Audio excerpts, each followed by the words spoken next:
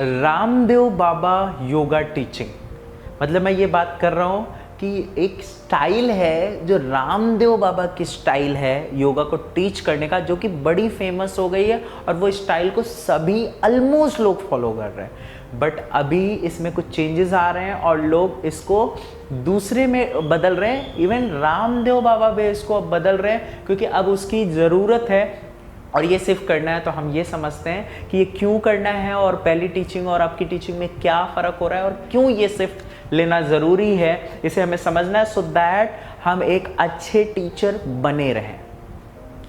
सो Ramdev yoga teaching क्या है? Simple है। वो क्या कहते हैं, आपने इनिशियल उनकी वीडियोस और उनकी टीचिंग में आपने देखा होगा, जब जहाँ पे भी देखा हो तो उसमें ये कहते सुना होगा उनको कि 5 प्राणायाम कर लो, 6-7 आसन कर लो और फिट हो जाओगे, आपकी हेल्दी लाइफ होगी। या डायबिटीज़ हो या कोलेस्ट्रॉल बढ़ जाए या हाई बीपी हो जाए, कुछ भी हो जाए, वो वही 5 प्राणायाम रिकमेंड कर देते हैं और 7 आसन, या फिर थोड़ा सा उसमें वेरी कर देते हैं आसन में कुछ और बोलते हैं ये कर लो और इसको 1 घंटे प्रैक्टिस करो। फिर उसमें ज़्यादा टीचिंग में ये होता था कि मिनट्स बढ़ा दो और उसके काउंट्स बढ़ा दो, उसके रेपिटेशन बढ़ा दो, चाहिए तो उसको दिन में 2 बार करो एक अच्छा इफेक्टिव रिजल्ट मिलने के लिए। अब आप अगर नोटिस कर रहोगे, जो पर्सनल टीचर्स हैं, जो एक पर्सनलाइज टीचिंग करते हैं, तो वो बहुत कुछ पर्सनलाइज करने की कोशिश करते हैं। जैसे कि कपालभाति है तो उसमें क्या स्टेप्स हैं, कैसे एग्जैक्टली करना है, मतलब क्या रॉन्ग से राइट, तो ये बहुत कुछ नोटिस करते हैं। ये क्यों करना पड़ रहा है ये हम समझते हैं, ये हमारा फोकस है और क्यों ये ज़रूरी है और कैसे इसको समझा जा सके और कैसे ये बेटर सिर्फ लिया जा सके।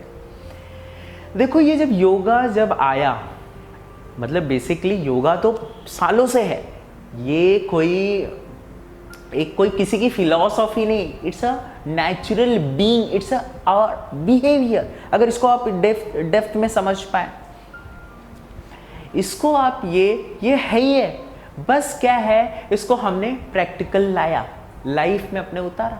तो हमने क्या लाया कि 1 घंटे करने लगे। अब मैं ये बोल रहा हूँ कि 24 घंटे करना है, 24 घंटा इन द सेंस उसमें ही रहना है, कुछ ऐसी एक लाइफस्टाइल, कहते हैं ना योगा इज ए लाइफस्टाइल, तो रहना है।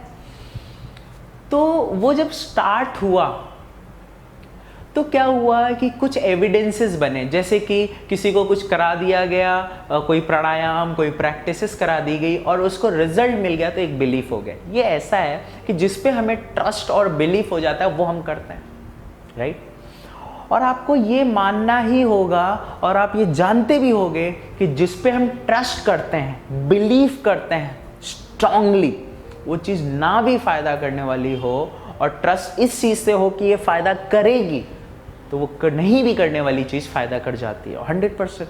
कई बार कहते हैं ना कि चीज़ अच्छी भी खा रहे हैं, अगर उस पर ट्रस्ट नहीं है, विश्वास नहीं है, तो वो चीज़ नहीं फायदा करती है। तो अल्टीमेटली ये सारे टूल्स हैं जो प्रैक्टिसेस कर रहे हैं, वो टूल्स हैं। फाइनली काम क्या कर रहा है? ट्रस्ट। जो आप मानते हो वही आपके साथ होता है, राइट। तो जब ये स्टार्ट हुआ, स्टार्टिंग में ये बेसिकली स्प्रेड होना स्टार्ट हुआ एक्चुअली लोगों के, कॉमन पीपल्स के बीच में, तो हुआ क्या कि कुछ एविडेंसेस कलेक्ट हुए on basis of practices, on result, तो उनको ट्रस्ट और ये आने लगा, वो करने लगे और वो रिजल्ट 100% देता था। अब लोगों की कंप्लेन आने लगी कि अब वो 5 प्राणायाम 7 आसन करके रिजल्ट नहीं मिल रहा है, क्योंकि अब वो इतना स्प्रेड हो गया, सबको एक अलग अलग एक्सपीरियंस हुआ, अलग अलग प्रैक्टिसेस हुई, अलग अलग तरीके से उनके साथ हुआ, क्योंकि सबकी एबिलिटी, फ्लेक्सिबिलिटी सब कुछ अलग था। तो नए उससे रिलेटेड चीज़ें समझ आने लगी, तो वो भी टीचर बन गया, वो भी कुछ सिखाने लगा, वो भी बन गया, वो भी मैं सही गलत नहीं बोल रहा हूँ, वो भी सिखा रहा है, वो सही सिखा रहा है क्योंकि उसके एक्सपीरियंस में है, इसके एक्सपीरियंस में है, वो सिखा रहा है। अब क्या हो रहा है कि 4 लोग सिखा रहे हैं और सबको सिखा रहे हैं, तो वो क्या रहा है कि इन्फॉर्मेशन 4 तरीके की। अब माइंड विकसित हो रहा है ना, बुद्धि बनने लगी उससे रिलेटेड, उसके बारे में सोचने लगा ये क्या है, सही गलत का मैटर आने लगा कि सही क्या है, गलत क्या है। तो उसमें हम ये देखने लगे कि क्या एनहांस्ड वे है, but there is no right और wrong, because every moment wrong become right, right become wrong.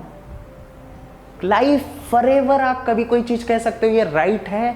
नहीं कह सकते। तो ये चेंज आने लगा, तो हम उसमें ढूंढने लगे राइट रॉन्ग क्या है, और हम ये टीचिंग में बताने लगे कि ऐसा ही करना है, ऐसे ही स्ट्रोक्स देने। ये समझ में अब ये समय आ गया, ये शिफ्ट आ गया है कि हमें समझना है what is actually kapalbhati, what is actually bhastrika.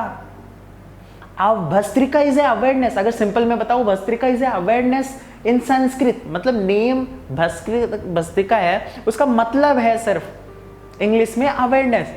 आपकी अवेयरनेस मेरी अवेयरनेस एक ही हो सकती है, चीज एक ही है, लेकिन करने का तरीका। आप जग रहे हो सकता है पहले अपर बॉडी आपकी जगह नीचे। अवेयरनेस सबकी अलग अलग है।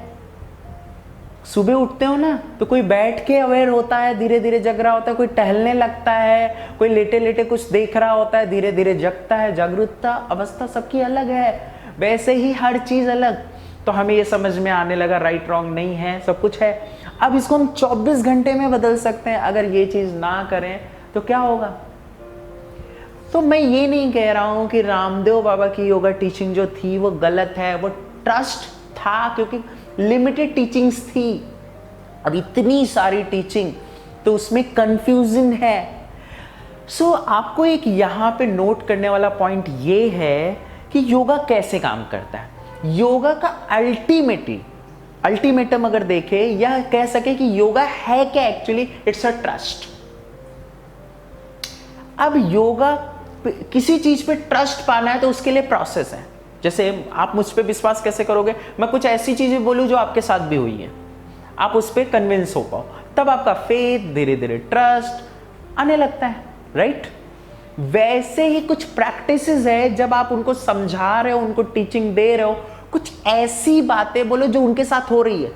इसका मतलब आप अपने साथ जो हुआ वो नहीं बोल सकते, उनके साथ हो रहा है। तो आपको कुछ ऐसा समझना पड़ेगा आज के समय कि सबके साथ क्या हो सकता है, वो टीचिंग आपको समझनी पड़ेगी।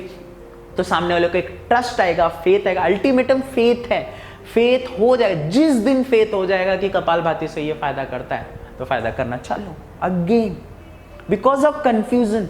क्या कहते हैं योगा में? अगर आपने योगा को थोड़ा भी एक्सप्लोर किया है, क्योंकि ये टीचर्स के लिए मैं बता रहा हूं, तो उसमें आपने नोट किया होगा कि योगा को क्या कहते हैं? चित्त की वृत्तियों को निरोध करना। मतलब कैसी सोच। तो फाइनली ऑफ ट्रस्ट, बगैर कोई ब्लॉकेजेस अगर उसको मान पाओ। ब्लाइंड फेथ की बिल्कुल बात नहीं कर रहा हूं, माइंड आएगा क्योंकि कुछ भी नहीं मानते आप। ट्रस्ट कोई वंडर नहीं है ऊपर ऊपर से होगा, इट्स अ प्रोसेस। कोई चीज बोलोगे, वही चीज उनके साथ हो रही है, वो करोगे, वो फिर होगा, रेपिटेशन होगा, हैबिट बनेगी, फिर उसके ऊपर फेथ ट्रस्ट धीरे धीरे आने लगेगा, फिर वो रिजल्ट में बदल जाता है। क्यों आपका फैमिली डॉक्टर आपको बहुत अच्छा रिजल्ट दे पाता है? Because of trust, right? ये चीज को आप समझें।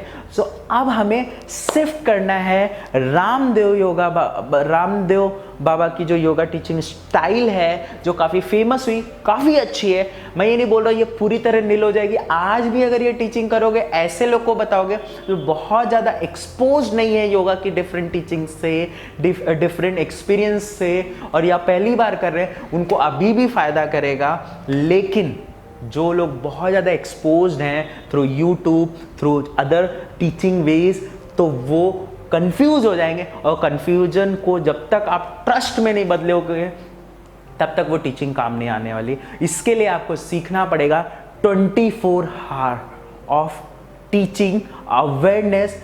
कैसे समझे, और डिफरेंट टूल्स, क्योंकि सबको अलग अलग तरीके से टारगेट होना होगा। हर पर्सन अलग है, उसका अलग अलग तरीका है, उसको समझने का, करने का अलग अलग इंटरेस्ट है। वो सब नीड को पकड़ना पड़ेगा, तभी आप कर पाओगे, तभी सही मायने में आप योगा कर पाओगे।